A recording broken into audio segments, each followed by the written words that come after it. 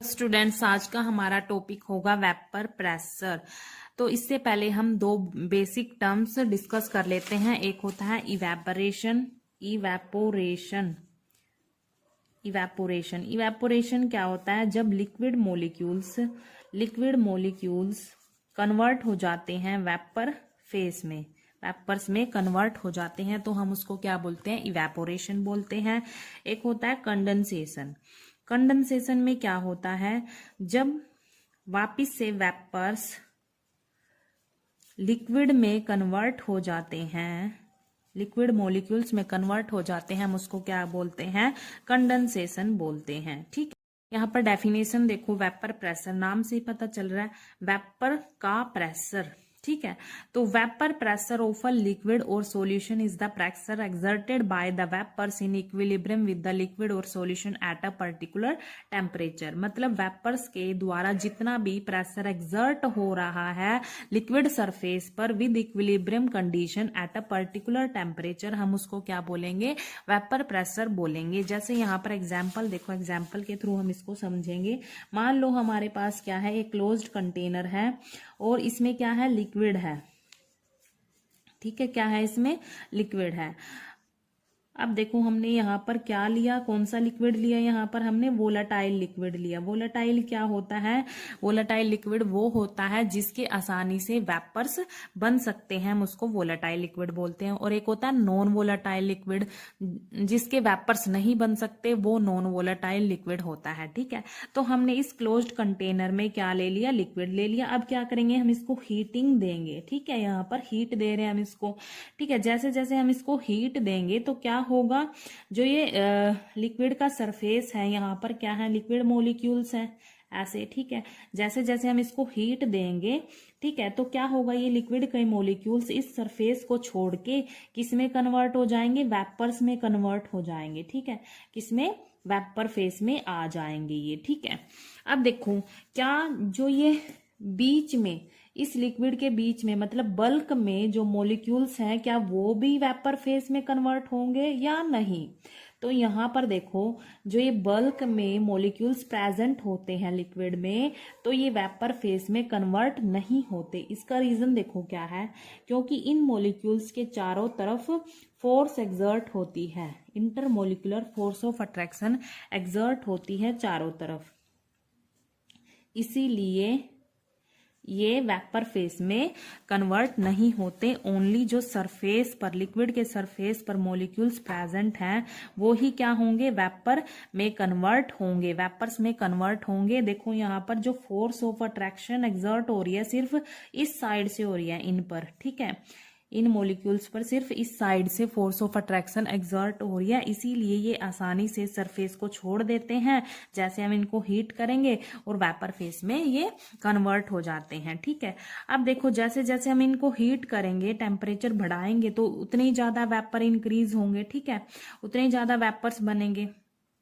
अब ये वेपर्स क्या करेंगे? इस कंटेनर पर हिट करेंगे। क्या करेंगे? इस कंटेनर पर जाके टकराएंगे। अब देखो एक पॉइंट ऐसा आएगा जब ये वेपर्स कांस्टेंट हो जाएंगे, इक्विलिब्रियम की कंडीशन पर आ जाएंगे। इक्विलिब्रियम देखो क्या, कैसे होगा इक्विलिब्रियम?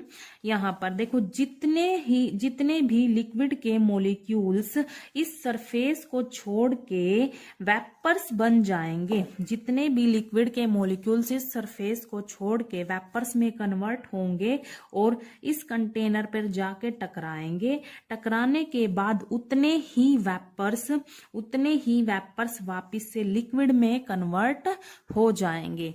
देखो यहाँ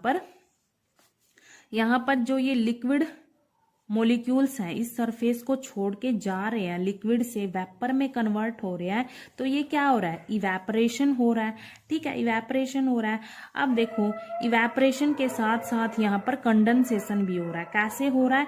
यहाँ पर ये वेपर्स टकराने के बाद वापिस से लिक्विड में कन्वर्ट हो रहे हैं, वेपर टू लिक्विड, वेपर से लिक्विड में कन्वर्ट हो रहे हैं, मतलब साथ साथ क्या हो रहा है?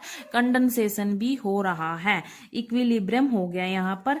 अब देखो जितनी स्पीड से ये लिक्विड मॉलिक्यूल्स इस सरफेस को छोड़ के वेपर्स में कन्वर्ट होंगे और इस पर टकराएंगे जाके, उतनी ही स्पीड से यहाँ पर वेपर्स क्या करेंगे? टकराने के बाद वेपर्स क्या करेंगे, लिक्विड में कन्वर्ट हो जाएंगे सेम स्पीड के साथ, ठीक है। तो यहाँ पर rate of evaporation becomes equal to rate of condensation, मतलब यहाँ पर इक्विलिब्रियम की कंडीशन आ जाएगी, ठीक है। जितनी स्पीड से जो लिक्विड के मोलिक्यूल्स हैं सरफेस को छोड़ के वेपर्स में कन्वर्ट हो रहे हैं और यहाँ पर टकरा रहे हैं जाके, उतनी ही सेम स्पीड से क्या होगा, वेपर्स वापिस से लिक्विड में कन्वर्ट होंगे। मतलब rate of evaporation becomes equal to rate of condensation, एक कांस्टेंट की कंडीशन आ जाएगी, इक्विलिब्रियम कंडीशन आ जाएंगी। और जितने नंबर ऑफ लिक्विड मोलिक्यूल्स यहाँ से सरफेस को छोड़ के जाएंगे ना, वेपर्स में कन्वर्ट होंगे, उतने ही वेपर्स वापिस से लिक्विड में कन्वर्ट होंगे, ठीक है। मान लो यहाँ से क्या है, 5 मोलिक्यूल्स गए, मान लो यहाँ से 5 मोलिक्यूल्स गए, वेपर्स में कन्वर्ट हो गए, वापिस से जो 5 वेपर्स हैं उस लिक्विड में कन्वर्ट हो जाएंगे, ठीक है। तो ऐसे ये प्रोसेस चलता रहेगा। Rate of evaporation becomes equal to rate of condensation, मतलब एक कांस्टेंट की कंडीशन चलती रहेगी। यहाँ पर देखो, यहाँ पर जब इक्विलिब्रियम की कंडीशन आ जाती है, rate of evaporation becomes equal to rate of condensation हो जाता है, तब क्या होता है, जितना भी ये वेपर्स यहाँ पर प्रेशर एक्सर्ट करते हैं लिक्विड सरफेस पर, हम उसको क्या बोलते हैं, वेपर प्रेशर बोलते हैं, ठीक है। अब देखो factors affecting vapour pressure. Vapour pressure पर कौन कौन से फैक्टर्स अफेक्ट डालते हैं। फर्स्ट क्या है, नेचर ऑफ द लिक्विड। अब देखो मान लो हमारे पास क्या है, क्लोज्ड कंटेनर है, ठीक है, उसमें लिक्विड है, लिक्विड के बहुत सारे मॉलिक्यूल्स हैं, ठीक है, उनके बीच में क्या होते हैं, इंटरमोलिकुलर इंटरेक्शन होती है। अब मान लो कोई भी 2 मॉलिक्यूल्स ले लिए, मान लो ऐसे, ठीक है। अगर इन मॉलिक्यूल्स के बीच में इंट्रैक्शन, जो इंटरमोलिकुलर फोर्स ऑफ अट्रैक्शन होती है, वो वीक हुई और हम इसको हीट कर रहे हैं, ठीक है, हीट कर रहे हैं। हीट करने से क्या होगा, इनके बीच में जो भी बॉन्ड होगा वो क्या होगा, आसानी से ब्रेक हो जाएगा। और बॉन्ड आसानी से ब्रेक होगा तो क्या होगा, ये जो मॉलिक्यूल्स हैं फ्री हो जाएंगे एकदम से, ठीक है। फ्री होंगे तो क्या होगा, जल्दी ही ये वेपर फेस में कन्वर्ट हो जाएंगे, वेपर्स में कन्वर्ट हो जाएंगे जल्दी ही, ठीक है। अगर इन मॉलिक्यूल्स के बीच में स्ट्रॉन्ग हुई फोर्स ऑफ अट्रैक्शन, स्ट्रॉन्ग हुई इंटरमोलिकुलर फोर्स ऑफ अट्रैक्शन, तो क्या होगा, हीट करने से भी जो ब्रेक नहीं हो रही, तो क्या होगा, स्ट्रॉन्ग हुई तो वो वेपर्स में कन्वर्ट नहीं होंगे। तो यही लिखा है यहाँ पर, weaker the intermolecular forces of attraction, greater is the amount of vapours. अगर कम हुई, मतलब इनके बीच में intermolecular force of attraction weak हुई, तो ज्यादा वेपर्स बनेंगे, ठीक है, because more molecules can leave the liquid and come into the vapour phase. तो ज्यादा से ज्यादा क्या करेंगे, लिक्विड सरफेस को छोड़ देंगे और वेपर्स में कन्वर्ट हो जाएंगे, ठीक है। सेकंड देखो क्या है यहाँ पर, टेम्परेचर। वेपर प्रेशर पर टेम्परेचर का क्या अफेक्ट पड़ता है। Higher the temperature greater is the vapour pressure. मान लो हमारे पास ये क्लोज्ड कंटेनर है, इसमें हमने ये लिक्विड ले लिया, ठीक है, ये लिक्विड के मॉलिक्यूल्स हैं, हम क्या कर रहे हैं, इसको हीट कर रहे हैं। अब देखो जितना ज्यादा हम इसको टेम्परेचर देंगे, बढ़ा देंगे, तो क्या होगा, ये मॉलिक्यूल्स में काइनेटिक एनर्जी आ जाएगी, ये मूव करने लगेंगे, मतलब ये इस लिक्विड सरफेस को आसानी से मॉलिक्यूल्स इस लिक्विड सरफेस को आसानी से छोड़ देंगे और वेपर में कन्वर्ट हो जाएंगे, ठीक है।